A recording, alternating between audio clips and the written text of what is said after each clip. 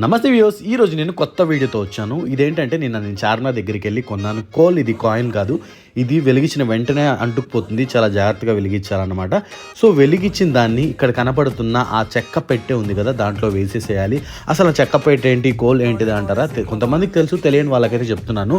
So ఇది మంచి smell రావడానికి ఇంట్లో వెలిగించి పెడతారనమాట. లైక్ ఇప్పుడు పాతకాలపులో ధూపం ఎట్లా అంటారు, సో అలాగే ఇది ధూపం అయితే కాదు, ఇది సో బహూర్ అంటారు ఇది.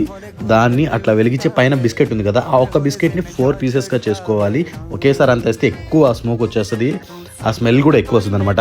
సో నేను తీసుకున్నది బహూర్ సోఫీ అనే ఫ్లేవర్ తీసుకున్నాను. ఇది వచ్చేసి 800 ఉంటుంది.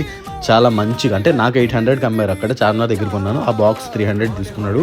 ఇది వెలిగించి ఒక కార్నర్లో పెడితే అసలు రూమ్ ఫ్రెషనర్ కూడా మనకి రాదు, అంత మంచి స్మెల్, అంత మంచి ఫ్లేవర్ ఉంది. వీడియో నచ్చితే లైక్ చేయండి.